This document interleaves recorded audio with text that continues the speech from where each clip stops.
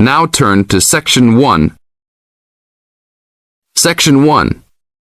Listen to the telephone conversation between a student and the owner of a paragliding school. Now you have some time to read questions 1 to 7.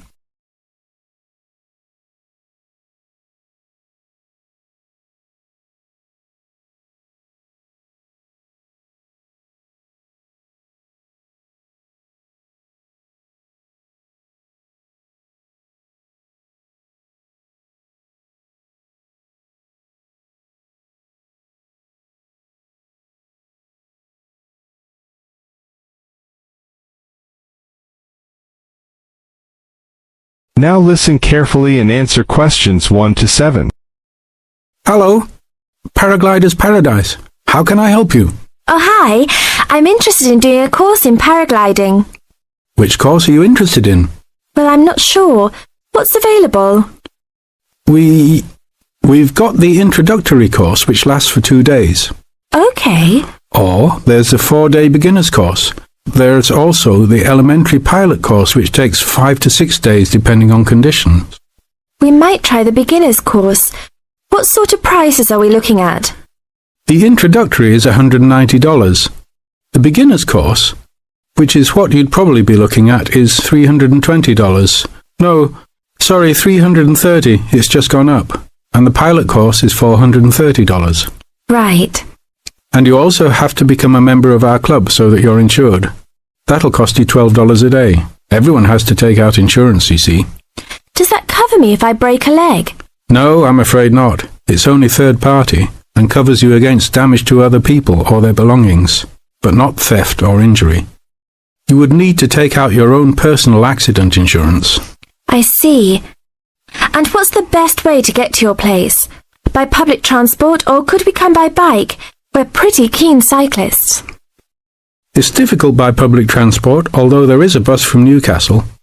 Most people get here by car, though, because we're a little off the beaten track. But you could ride here, okay? I'll send you a map. Just let me take down a few details. What's your name? Maria Gentle. And your address, Maria? Well, I'm a student staying with the family in Newcastle. So it's care of... Care of Mr. and Mrs. MacDonald. Like the hamburgers? Yes, exactly. MacDonald. The post office box address is probably best. It's P.O. Box 2492, Newcastle. Is there a fax number there? Because I could fax you the information. Yes, actually there is. It's 0249. That is for Newcastle. And then 760412. Okay. Now, if you decide to do one of our courses, you'll need to book in advance and to pay when you book. How would you be paying? By credit card, if that's okay. Do you take Visa? Yes, fine. We take all major cards, including Visa, Master, and American Express. Okay then. Thanks very much. Now you have some time to read questions 8 to 10.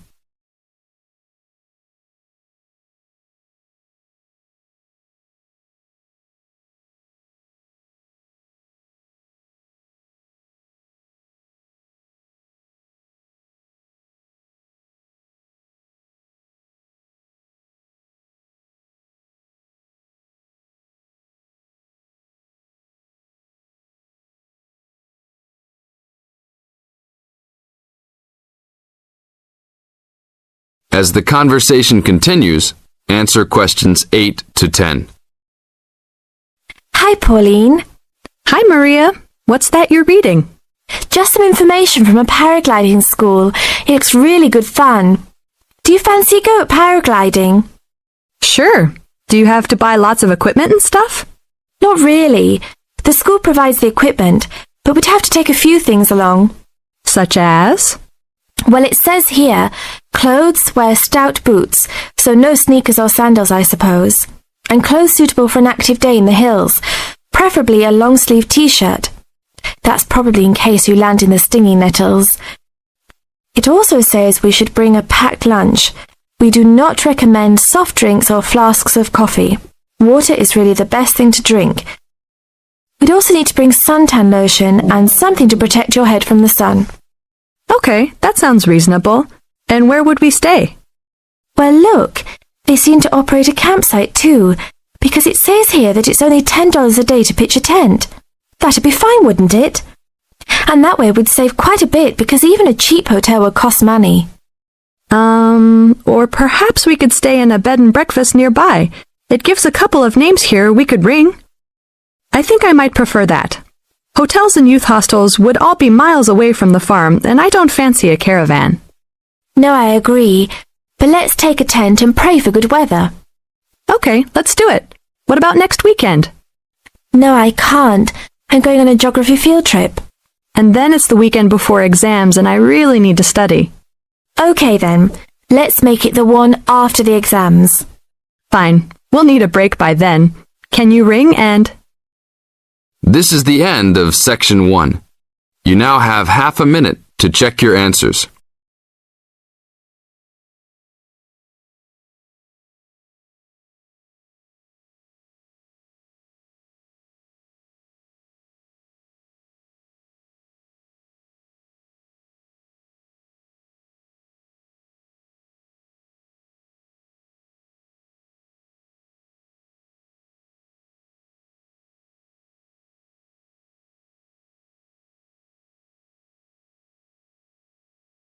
Now turn to Section 2.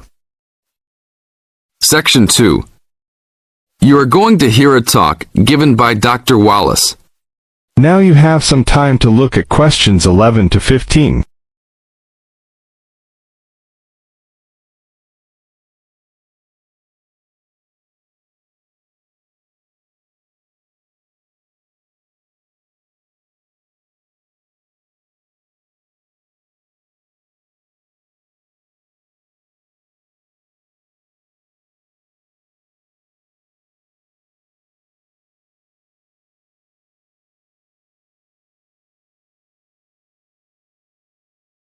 Now listen carefully and answer questions 11 to 15.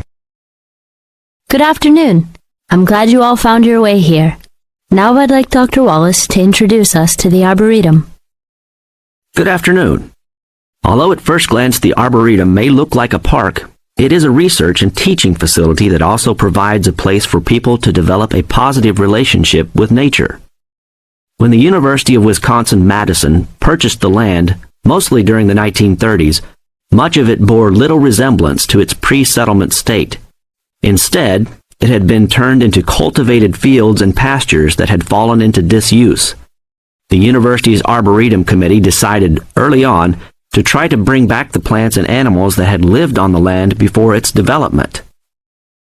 Now you have some time to look at questions 16 to 20.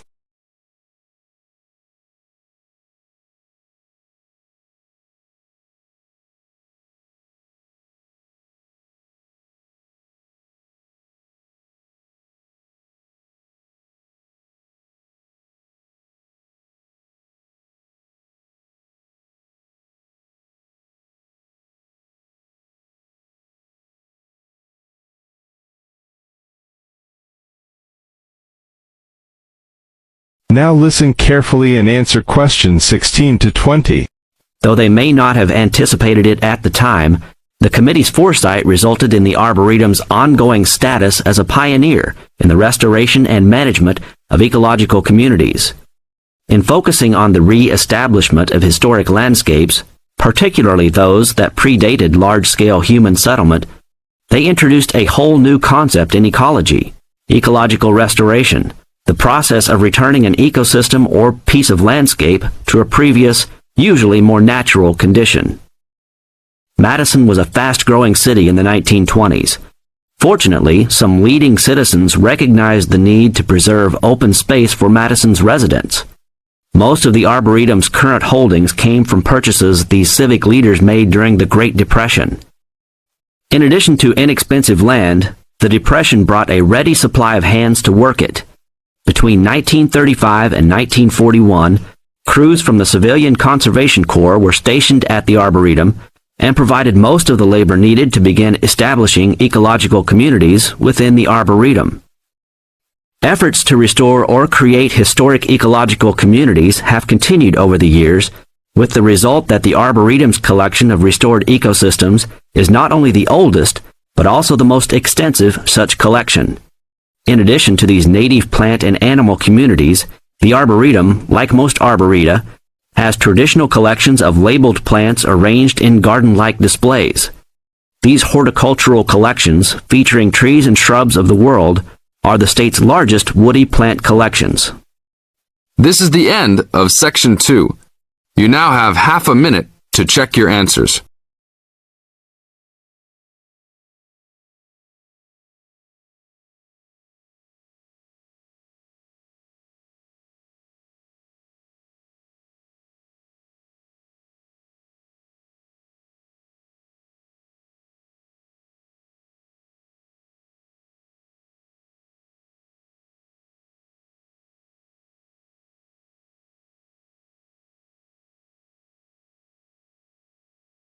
Now turn to Section 3. Section 3. You are going to hear a conversation between Bill and the counselor. You now have some time to look at questions 21 to 25.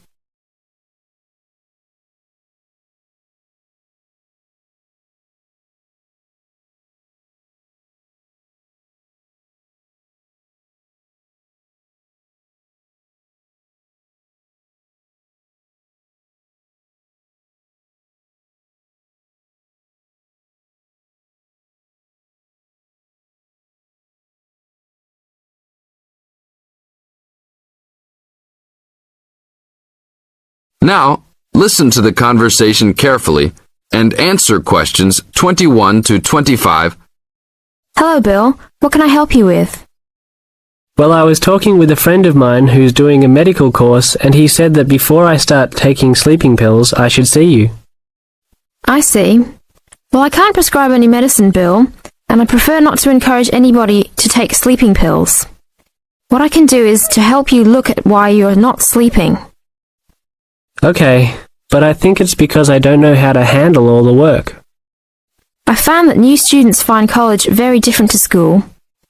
The biggest difference seems to be that you have to get used to working more independently at college. And this can be difficult to pick up straight away. You can feel that you're not quite in control of it all. That's right. I mean, with only a few lectures and tutorials each week, it looks like an easy workload. But then you suddenly realize that there are assignments, tests, and exams. I know I'm not the only one. I really prefer to work quietly in the library where the resources are. But its hours just don't suit my work and sleep habits. Yes. Having a lot of time to manage and having to arrange to get everything done and still have time left over to relax and feel refreshed usually needs careful planning. Yeah, that's right. I know. But it's hard to get started. My medical mate said you can help with getting organized, and I sure need it. Okay then. I need to get a few details about your timetable and any other commitments. You can put them all down on this form if you like. Now you have some time to look at questions 26 to 30.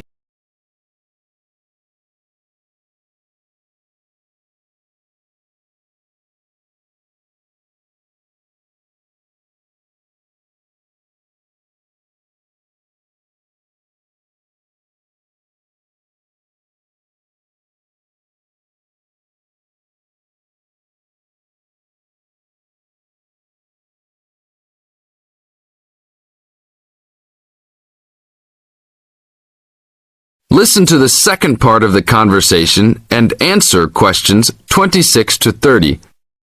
Now, Bill, what's your main concern? Well, what really gets me down at present is that the exams are coming up and I don't feel confident. I know you've spent a lot of time preparing, so let's look at the actual exam itself.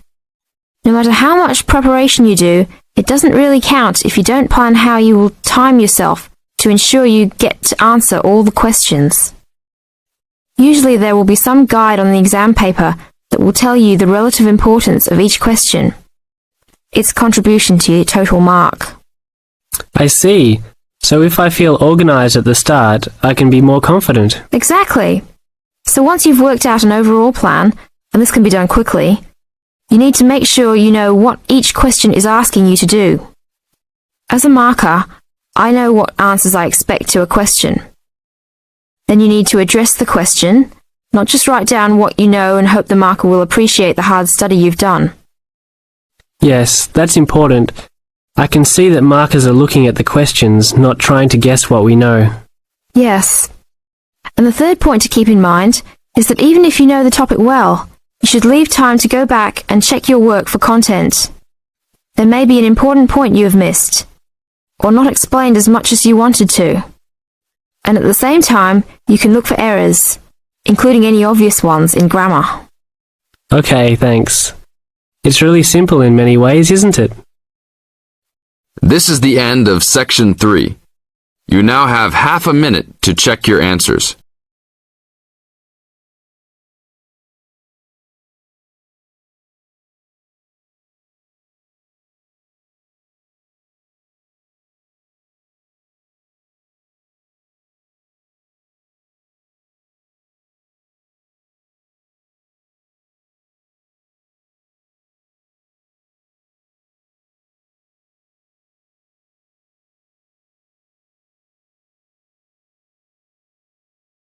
Now turn to Section 4. Section 4. You are going to hear a talk given by Jim Allen. He is going to share some of his findings of his research. Now you have some time to look at questions 31 to 40.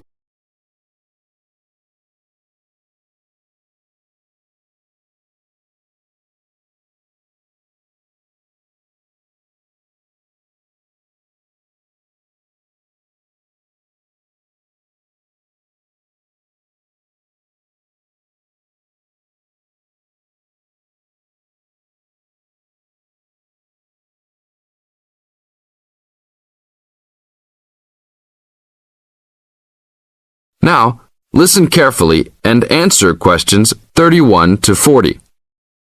Good morning. Today we'll be hearing from Jim Allen, who will be sharing some of the findings of his research project from last term. Jim.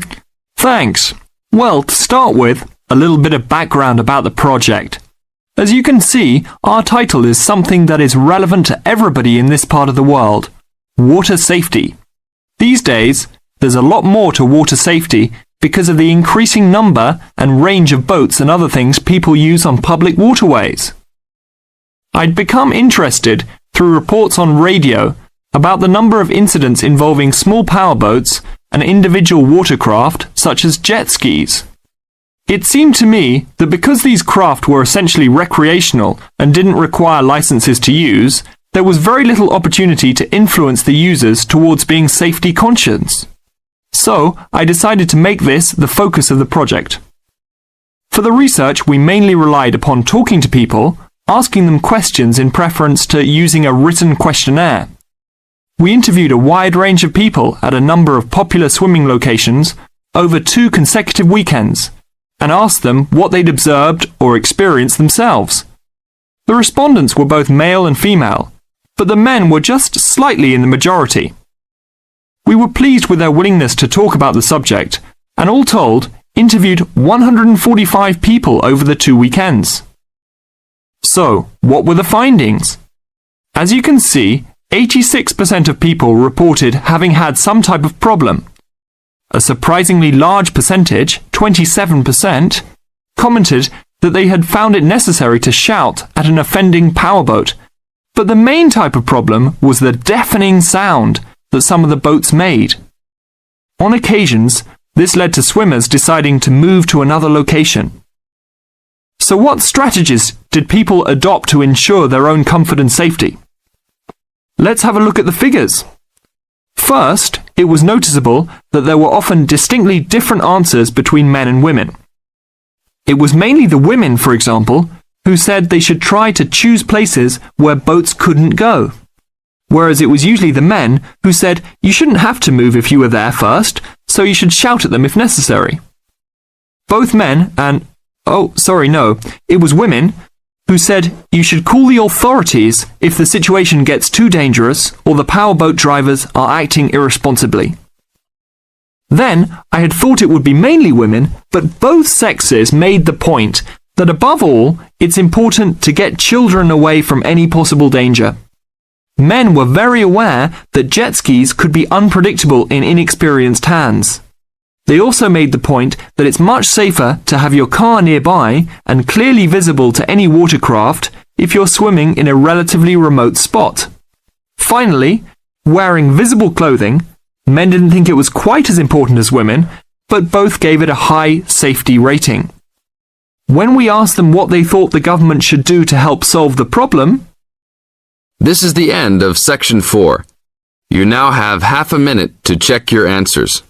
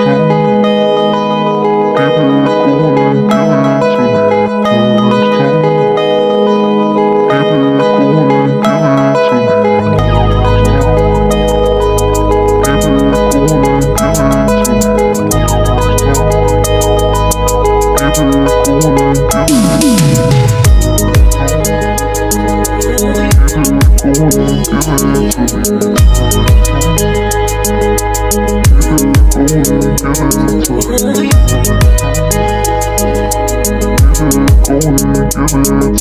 to me.